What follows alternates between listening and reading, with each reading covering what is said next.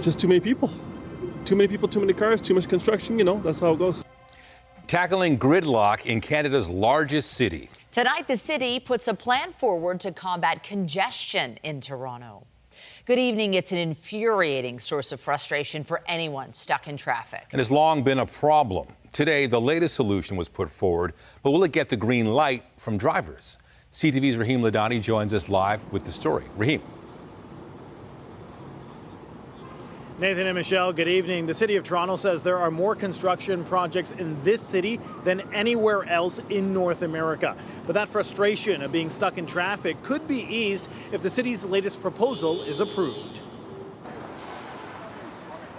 Whether you walk, drive, or take transit in the city, there's a shared source of frustration. It takes me a half an hour to get to work in the morning.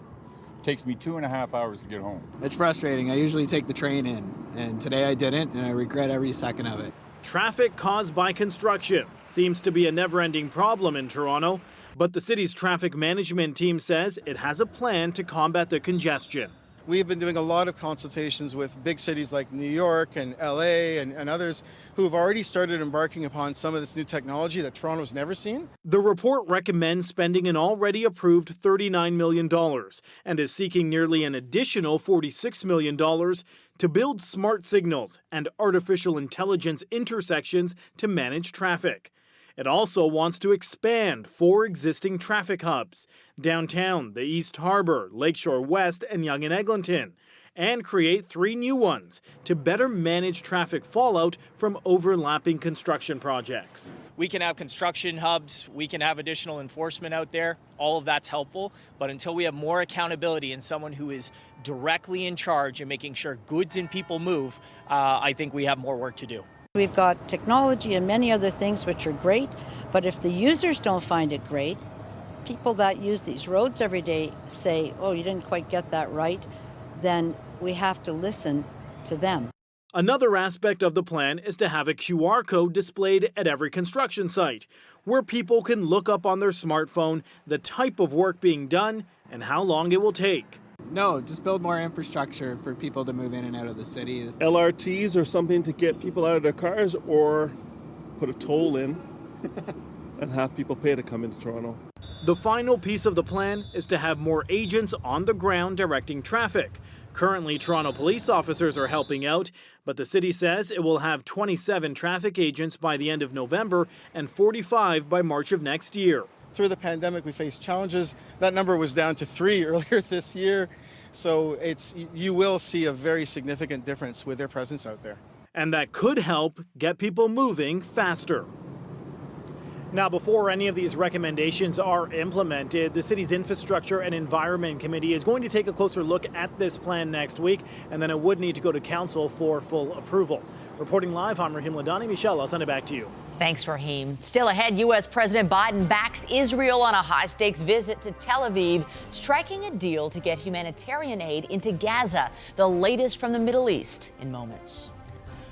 But first, we turn to a stabbing inside an East End high school. A student injured in the altercation at Cedarbrae Collegiate today. It comes as officials call on the province to take more steps to address violence in our schools. CTV's Allison Hurst joins us live with the details. Allison. Toronto police are still looking for 2 suspects in connection with the stabbing at this high school this afternoon. The victim, a 17-year-old, was taken to hospital, and police say he has since been released. With a police escort, an ambulance pulls away from Cedarbrae Collegiate. Right before the bell was about to ring, they're like, everyone please, this is an emergency. It's a hold and secure. Close the blinds, close everything, turn off the lights, and just sat down. Toronto police say a 17-year-old was stabbed. He was taken to hospital with non-life-threatening injuries. It's crazy because honestly, everything could be, talked out and stuff. No one has to get stabbed. The TDSB sent this letter home saying just before 12, the school was put in a brief hold and secure due to an altercation involving students in a stairwell. Police say 2 suspects remain outstanding. Violence in schools in Ontario is at crisis levels. This incident comes the same day education workers are calling on the province to deal with violence in schools. Classrooms are being evacuated, students sitting soiled in their own feces, staff injured daily, black eyes, concussions, bite marks. Principals and teachers are scrambling for resources. I walk through the halls with full body protection, arm guards, leg guards, chest, and head protection. An OSSTF colleague told me she had her tooth knocked out the second week of school by a 5-year-old. They want more investment in education and more support workers in classrooms. When we say we need more funding, this is not for our pockets. This is for education and to make sure that the classes have what they need. A Ministry of Education spokesperson says the government is taking action to reduce violence, and that's why they are investing nearly $700 million more in additional funding this school year, including $24 million on enhancing school safety and the hiring of nearly 2,000 more frontline staff, adding that the government will work collaboratively with parents, education staff, law enforcement, and community to keep schools safe from rising violence. Maria Arroyo worries about her 5-year-old son in senior kindergarten. There's so much violence inside the school, right? There's so much lockdowns that you're hearing now with all these threats and all that, so it is quite concerning. She echoes the calls to end school violence. The OSSTF president says this year is as bad, if not worse, than last year when it comes to school violence. And they are working on their own report right now, which will be released in the coming months. Reporting live, I'm Allison Hurst. Nathan, back to you. All right. Thank you, Allison. Let's turn now to the weather forecast. Here's a live look outside tonight. It's been a fantastic fall day here in Toronto with a pleasant evening ahead. But there is a change on the way. Lindsay Morrison is here with a look at the current conditions. Lindsay. Yeah, Nathan, at this time tomorrow, we are going to be watching for some wet weather moving in. But today it was all about the sun, the cloud, and the mild temperatures. We climbed into the mid-teens today. That's above seasonal, still 14 degrees in Toronto. Tomorrow, we could be even warmer than that. And part of the reason why is winds coming from a southerly direction. Not overly strong today, just enough to usher in some of that warmer air. Tonight, we're going to hold on to double-digit temperatures through much of the evening. Once we move past midnight, we'll drop into the upper single digits. All looks pretty okay on the satellite and radar, but here's what's waiting in the wings. The first of two systems that are going to impact the end of this work and school week. We'll take you through the weather forecast coming up. For now, though, Nathan, back to you. All right. Thank you, Lindsay. We turn now to the war in the Middle East, and the UN saying it wants to investigate the blast at the Gaza hospital that killed hundreds of people. The blast has sparked angry protests and fears of a widening conflict. But today, a major development that could help thousands of desperate civilians in the Gaza Strip. CTV's Adrian Gabriel has the details. There are renewed hopes that the closed Rafah crossing may soon open. The Israeli government has said it will not block the humanitarian aid that has piled up at the border from entering Egypt. Among those waiting to get in, a Red Cross surgical team. The whole humanitarian crisis that is unfolding is on a much bigger scale than we've seen before. The potential breakthrough comes after the U.S. president made a short visit to Israel, meeting with Israel's cabinet and Prime Minister Benjamin Netanyahu. If Hamas diverts or steals the assistance, they will have demonstrated once again that they have no concern for the welfare of the Palestinian people. Humanitarian aid that's needed even more after a hospital in Gaza was struck yesterday, with reports hundreds were killed. We tried to give first aid, the surgeon says, but there were more injuries than we could handle with our limited resources. Hamas, who rules Gaza, says the blast was caused by an Israeli airstrike. But Israel denies any involvement, saying they have evidence, including this video that Israel's military says shows the explosion was caused by an errant rocket fired by a terrorist group in Gaza. Hamas checked the reports, understood it was an Islamic Jihad rocket that had misfired, and decided to launch a global media campaign to hide what really happened. The United States says it believes Israel was not responsible, but Iran, Saudi Arabia, and some other Arab governments blamed Israel and demanded an immediate ceasefire. The strike leading to demonstrations around the world, as well as additional security at many synagogues, including in Rome. See, sadly, since this conflict broke out, there has been a very scary rise of anti-Semitism here at home. Netanyahu's government says they won't be releasing aid from Israel into Gaza until Hamas agrees to release the roughly 199 people being held hostage. Adrian Gabriel, CTV News, Tel Aviv. About 1,400 passengers have left Israel on Canadian military flights to Athens so far. And as that evacuation continues, we're getting a clearer picture of the situation in Gaza. Global Affairs says it has responded to 357 inquiries from people in the territory seeking assistance. A plan to allow foreign nationals to leave through the border with Egypt fell through on the weekend. If a passage does open, it's believed there would not be a lot of time to get out. There have also been 117 inquiries from Canadians in the West Bank. CTV's Heather Wright is in Tel Aviv tonight and joins us live now. Heather, Biden's visit, how's it being received? What's your sense of the impact? Well, I think from people here on the ground where we are in Tel Aviv, you know, it was a very symbolic and big moment for this country to have a U.S. president come to Israel during a time of war. He came to reaffirm the United States' support for the state of Israel and its right to defend itself. He also came to try to shore up some of that aid, that badly needed aid that is needed in Gaza.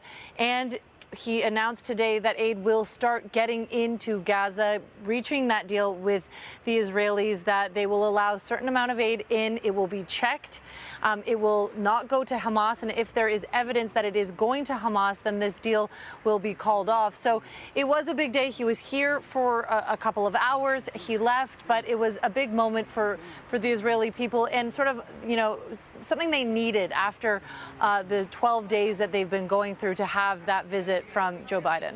So as you say, Heather, we now have this promise of humanitarian aid, but as you know very well, time is of the essence. The big question is when exactly it might be allowed into the Gaza Strip to help people caught amid this war. Is there any sense tonight? No, we're really getting no sense. And every time we've heard that the Rafah border crossing into Egypt was going to open, it was always dashed at the last moment. There's more hope that this time it will happen, that that border crossing will get open. But there are so many logistical things that need to be in place for that to happen. Who is going to inspect the trucks? How are they going to get the aid in? Where is it going to go? And also think about it. Gaza has been badly battered over the last 10 days with airstrikes from Israel. There is a great deal of, destruction throughout the entire territory and a great number of displaced people. More than 1 million people have fled from the north to the south. So there are a lot of logistical things that need to be sorted out, but we do get the sense that it is going to happen in the next couple of days, getting that much needed aid into Gaza to help the many people there that are suffering. And Heather, what more have you learned about the extent of the devastation from the hospital blast in Gaza?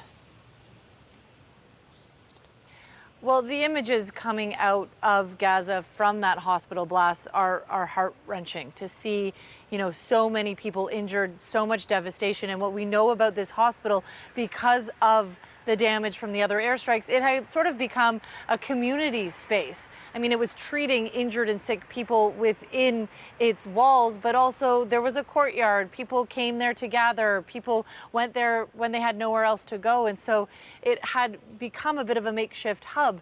And now it is, badly damaged, and so many people have lost their lives. We're still not getting an entirely clear number because we're getting the numbers from Hamas. They control the Ministry of Health in Gaza, but it is close to 500. And, the death toll in Gaza is expected to rise as, this conflict, as this war continues to rage on. CTV's Heather Wright live for us tonight in Tel Aviv. Thank you. Back here at home, this is a live shot as demonstrators supporting Palestinians hold a rally on the grounds of Queen's Park. And while that's happening outside, inside a debate continues over whether to censure an NDP politician over her comments about the conflict. CTV's Queen's Park Bureau Chief Siobhan Morris joins us live with the latest. Siobhan. Nathan, there was a moment today that really showed just how tense things have become at Queen's Park, not during discussion about that censure, but during question period, when government MPPs accused the opposition leader of dropping an F-bomb. Marit Stiles denies she did that. All of this is happening while a Muslim group here at Queen's Park was calling for calm. And now claims the right to take her seat. Sarah Jama was beaming when she took her spot as a new MPP this spring. Now she's staying away as her colleagues debate whether she should be able to speak in the legislature again. I recognize the government House Leader again. The government argues her support of a Palestinian resistance, what's been called an anti-Semitic post on social media, has placed this House and its members in such disrepute that as a Parliament, we have no choice but to act to defend the dignity of the institution on behalf of our constituents. Progressive Conservatives want Jama censured unless she removes her post and apologizes at Queen's Park. Jama has amended her post, condemns Hamas and bombardments on Gaza. There are times when it's not yes, but. This is one of those times. By this morning, the post Jama had been asked to take down was pinned to the top of her feed. Not only a slap in the face to the Jewish community, but it is also really a direct slap in the face to Parliament. The NDP leader says what the government is trying to do, It's outrageous and anti-democratic. while Jama hasn't retracted her original statement as her leader asked. I spoke to MPP Jama at great length. We have resolved this. We are united. She stands against violence. The National Council of Canadian Muslims has a message for politicians in this moment when so many are hurting. All members in the House, your words have consequences. The group says acts of anti-Islamic hate have spiked since the war began almost 2 weeks ago. With children, hijab-wearing Muslim women being on the front and bearing the brunt. He's calling on politicians not to spend time censuring Jama, but to focus on peace. The temperature, the atmosphere, the environment is untenable. The vote on whether or not to censure Sarah Jama is expected to come on Monday morning. It's not clear whether or not she will be in the House for that vote. Reporting live from Queen's Park, I'm Siobhan Morris. Michelle, back to you. Thank you, Siobhan. And as we touched on earlier, outside Queen's Park, a rally is taking place as we speak. Demonstrators in support of Palestinians. Our Sean Leathong is down on the ground amid the crowd, and he joins us with the details. Sean. Well, Michelle, you can see the protesters moved to the rear of Queen's Park. Just a few moments ago, they said that they believed that's where the politicians were going to exit, and they wanted to confront those politicians because they were protesting against a motion that would acknowledge Israel's right to defend itself and also condemn the attacks by Hamas in the Israel-Hamas war.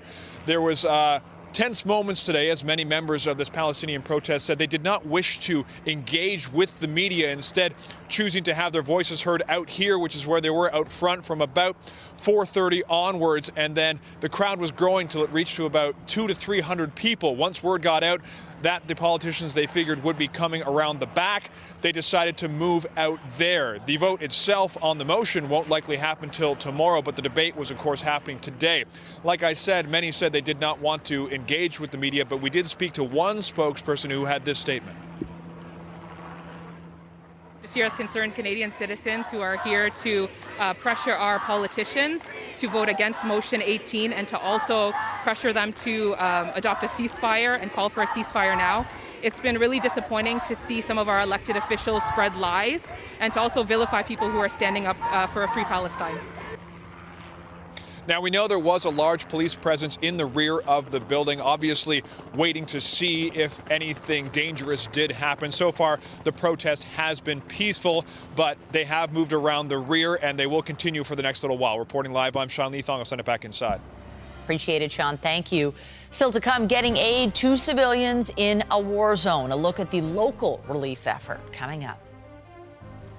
Members of the Elementary Teachers Federation of Ontario's union have voted 95% in favor of strike action.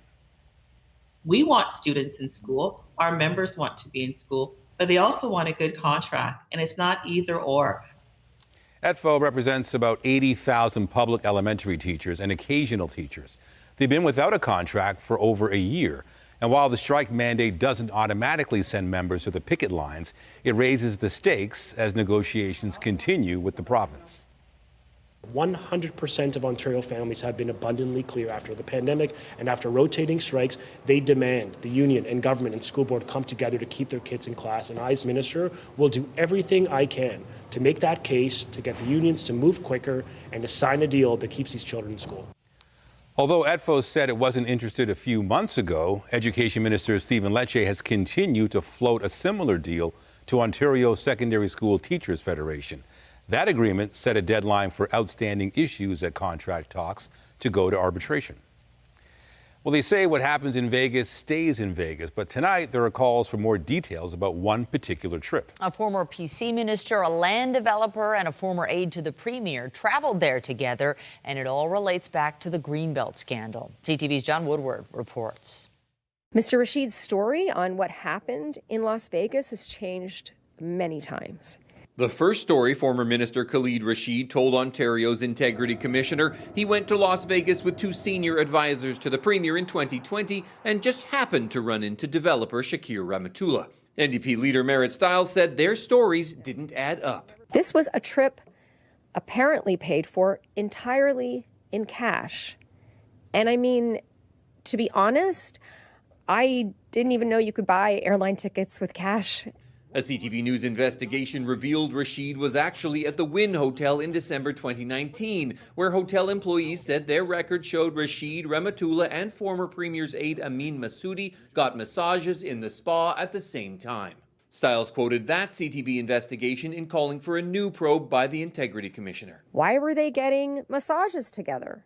What else happened in Vegas? The Ford government has proposed legislation to walk back its Greenbelt land swap. The RCMP is investigating, though the Premier's spokesperson said the government has not been contacted by the RCMP in relation to their investigation. We don't have receipts, we don't have tickets, we don't have, everything's paid for in cash. York University's Ian Stedman used to work with the Integrity Commissioner. He says it's likely the office has the latitude to look into the trip without waiting for the police, and it could shed light on how a group of connected developers knew to submit their properties for removal before anyone else. So it's not just about the Vegas trip. There's this huge lingering unanswered question is how did the information get out? We reached out to Khalid Rashid today, even came by his office, but as you can see, the lights are off and there's no one there. Late in the day, Rashid's lawyer sent a statement saying Mr. Rashid welcomes an investigation by the Integrity Commissioner and will fully cooperate to clear the record and his name of any wrongdoing. It has been disheartening for Mr. Rashid to witness the facts of this matter be distorted for political gain. Mr. Rashid has submitted additional records to the Integrity Commissioner and looks forward to dispelling any allegations of misconduct in a timely manner so he can return to government and continue to serve the people of Ontario. A government that is doing its best to put the Greenbelt scandal in the past. John Woodward, CTV News. Toronto police have announced an arrest in a daytime shooting back in the spring. On the morning of June 12th, officers were called to the incident at Steeles Avenue West and Islington. Footage from the day showed a van coming to a stop on the sidewalk. The man inside was shot and soon pronounced dead. The victim was identified as 43-year-old Tung Duk Do of Mississauga. Toronto police say 24-year-old Abdallah Azawi of Mississauga was arrested Tuesday and charged with first-degree murder. And police have issued a Canada-wide arrest warrant for this suspect. And take a look, he has some very recognizable features. 31-year-old Michael Stamatakos is accused of breaching the terms of his release on a range of charges, including arson and fleeing from police. OPP say he was the subject of a similar warrant back in February. He has tattoos covering most of his face. Now, if you spot him, you're asked to call police. We're turning to a growing humanitarian crisis unfolding in the Middle East. Global Medic led a relief drive today to get much-needed aid to Palestinian civilians, just part of the effort to help people affected by the Israel-Hamas war. CTV's John Musselman reports. Student volunteers were busy packing aid kits today at the Global Medic warehouse in Etobicoke. Organizer Rahul Singh says more than 2 million people in Gaza have no fuel, electricity, or clean water, and this is turning into a humanitarian crisis. The family emergency kit is basically a box, and inside that box are solutions to the problems that we know families face. We know people don't have access to clean drinking water, so we're providing this very basic point-of-use unit. It uses gravity, no electricity, because we know there's no power in the region. So mom is able to take the dirty water that she has, whether it's pipe water, standing water, collected water, pour it in the top, gravity pulls it through the ceramic filter, and clean drinking water is at the bottom. The issue for humanitarian aid groups is getting supplies into the area through the Rafah crossing between Gaza and Egypt. People there say the conditions are devastating. Right now there is no electricity. People are living off generators that are filled by fuel. There is no water. Singh says back in 2008, he led a relief team into Gaza through that crossing. He admits it can be complicated and security is a major concern, but a humanitarian corridor is necessary. There was a humanitarian corridor then. We need that to happen right now just to make sure people get the aid they need to keep these kids alive. Meanwhile, the UJA Federation of Greater Toronto says it has raised more than $50 million to provide emergency medical kits to Israeli civilians wounded and left homeless because of the Hamas attack. Tens of thousands of people who have been displaced from their homes and who have had to move south away from the border towns with Gaza. They've left all of their things. Sometimes their homes have been destroyed completely from rocket attacks. They have nothing. Back at Global Medic, they are packing 1,000 kits a day. John Musselman, CTV News in Etobicoke. Leaders of 15 Caribbean countries are in Ottawa for a summit intended to forge closer ties with Canada. Deepening and strengthening our relationship will help us tackle urgent challenges together, creating good jobs, ending poverty, growing the middle class, making life more affordable, fighting climate change and protecting the environment, including protecting our oceans, which I know is vital for the Caribbean, small island, and coastal states. The leaders are asking Ottawa to increase its advocacy for reforming global financial institutions. That's so smaller states can tackle climate change. There will also be discussions on the political and humanitarian crisis in Haiti and trade and investment before the summit wraps up tomorrow. Canada's first First Nations premier was sworn in today. My fellow Manitobans, today is a new day in our province. Today, a new era begins. And today, we get to work for you, the people of Manitoba. Wab Kinew led the NDP to victory 2 weeks ago, defeating the Progressive Conservatives. In Winnipeg, he said his cabinet will include First Nations women for the first time in the province's history. The Canadian government is spending more than $1 billion to help track wildfires and other environmental crises. The money will go towards satellite technology. It'll be used to gather information about the oceans, land, populated areas, and climate. Scientists can monitor how the planet changes and make decisions based on that. Canada has previously launched 3 satellite missions under the RadarSat program. Now, those look familiar. I'm talking to you, Blue Jays fans. Hundreds of blue plastic seats piled high in a junkyard north of Toronto. The story behind the iconic trash heap still ahead. And I'm Pat Foran. Coming up on Consumer Alert, we've done many stories on complaints about furnace, air conditioner, and water heater rental contracts and the fact a lien can be placed on your home without your knowledge. The Ontario government is now considering changing that. I'll have an update. That's just ahead. We might make it to 17 degrees tomorrow. That's mild, certainly warm for this time of year, but then a change is on the way. We'll start off with sun tomorrow, but we're looking at wet weather by the end of the day. In addition to that, some windy weather this weekend and eventually a cool down. We'll take you through the 7-day forecast coming up, and stay with us. We've got another full night of great shows for you right here on CTV.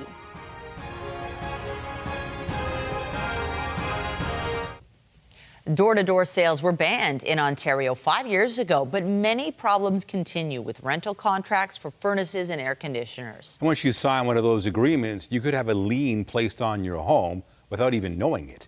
But changes could be coming. Here's Pat Foran and Consumer Alert. Pat. Nathan and Michelle, after years of complaints, the province may finally be looking at new rules regarding these expensive contracts. Many feel it's been too easy to put a lien on your home, and the government admits bad actors have been taking advantage of consumers. When we first met Kara Santoki, she had recently purchased her dream home. She knew it came with a rental water heater and air conditioner, but didn't know there was also a $17,000 lien placed on her home. I was devastated, actually, to think that there's a lien on my property. We checked in with Santoki, and though she tried to have it removed, she couldn't.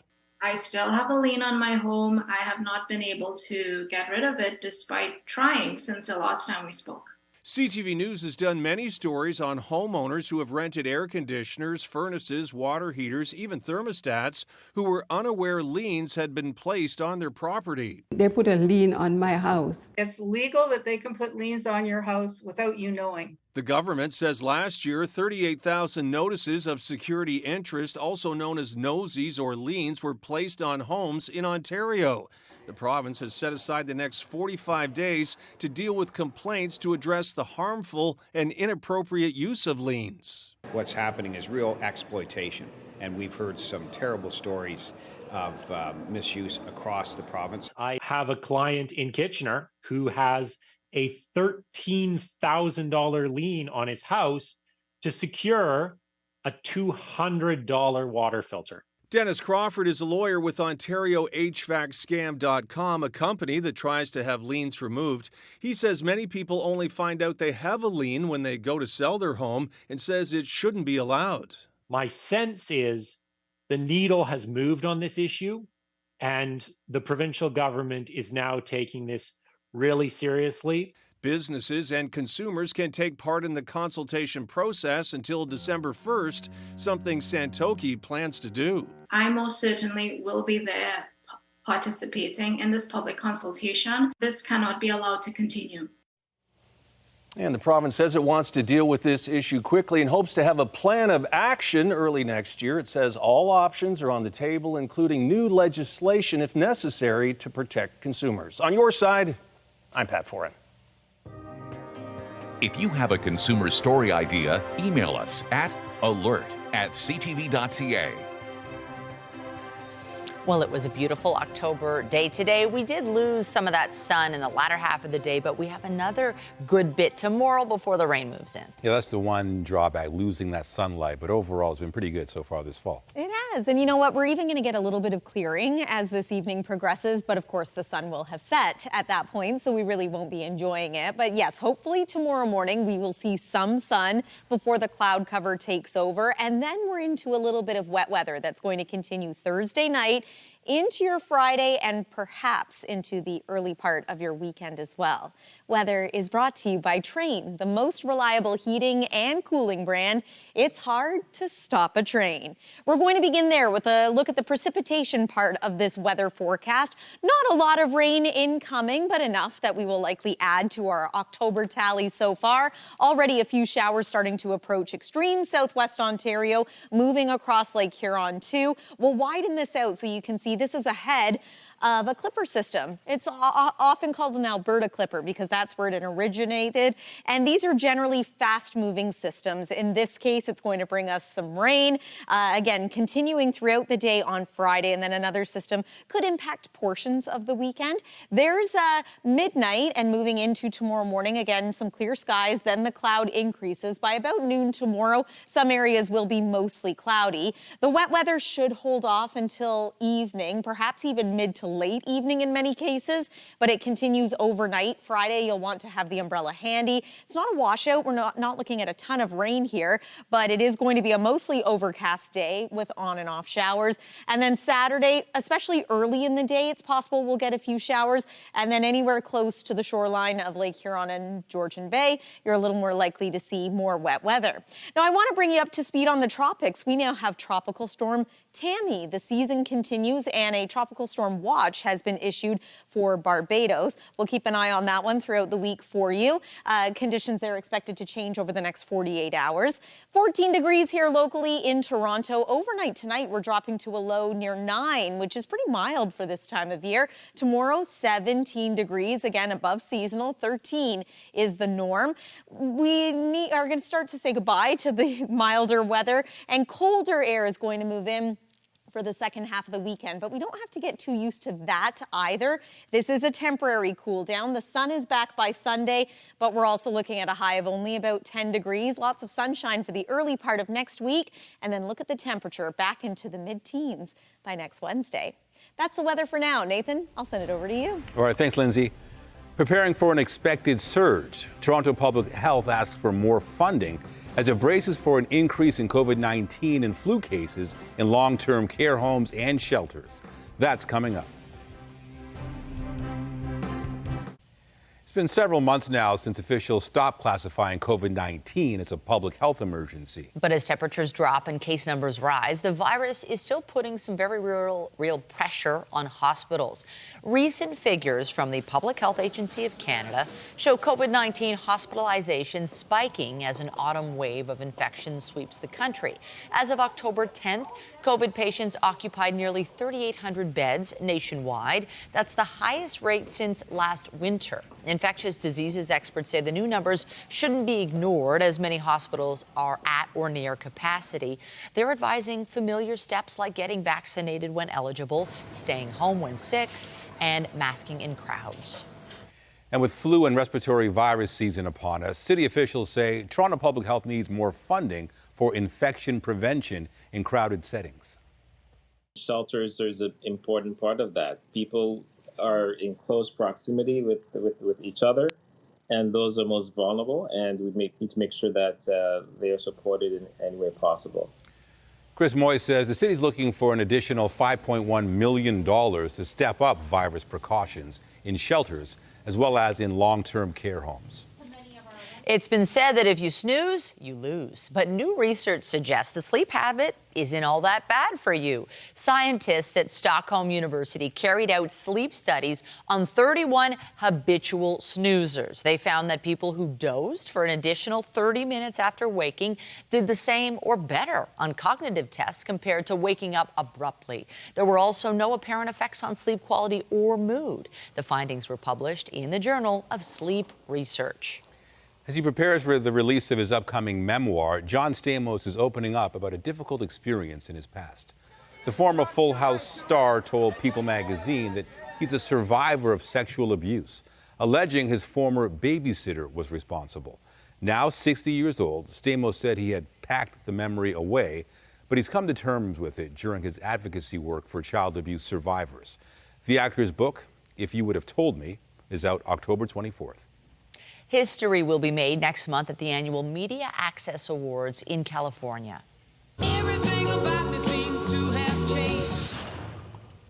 After starring together in 2021 film Coda, actors Troy Kotsur and Marlee Matlin will reunite to host the ceremony next month. The show honors and promotes disability representation on screen. Deadline reports it'll mark the first time two deaf performers will host an award show together. She's been Secretary of State and nearly won the White House. And now Hillary Rodham Clinton is joining a team bringing a new musical to Broadway. Though not a word was spoken, our volume only grew. Clinton joined the production team of Suffs, a musical about the women's suffrage movement. The show had a brief off-Broadway run last year, and it looks set to have its Broadway opening in April. Also joining the team of producers is Nobel Peace Prize winner Malala Yousafzai. Stars Tonight is brought to you by Lastman's Bad Boy. Who's better? Nobody. After the break, tracking yawns, blinking, all the little signs of sleepiness while on the road. How Tesla's driver drowsiness warning aims to keep people from nodding off at high speeds behind the wheel.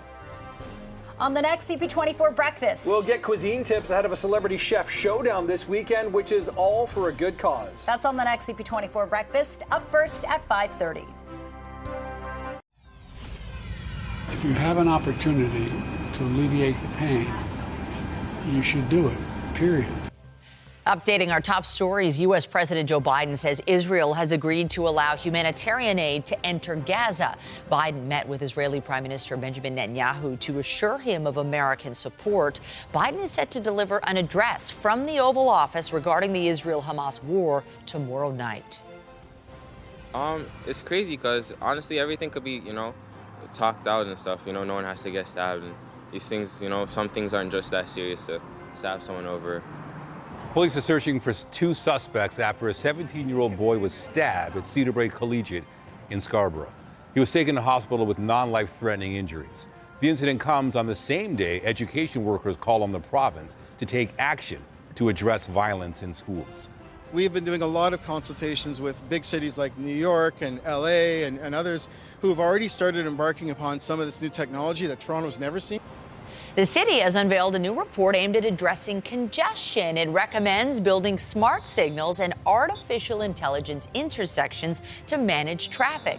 The city is also hiring more traffic agents to help ease congestion. Remember to keep up to date day and night through our website, ctvnewstoronto.ca, and by downloading the CTV News app. Another big Canadian bank is cutting jobs. Scotiabank is laying off 3% of its workforce. B&M Bloomberg's Jacqueline Hansen has the details. Scotiabank is laying off about 2,700 of its workers globally. It follows cuts at other Canadian banks in recent months as well. Scotia expects the layoffs to cost the bank about $250 million in restructuring and severance.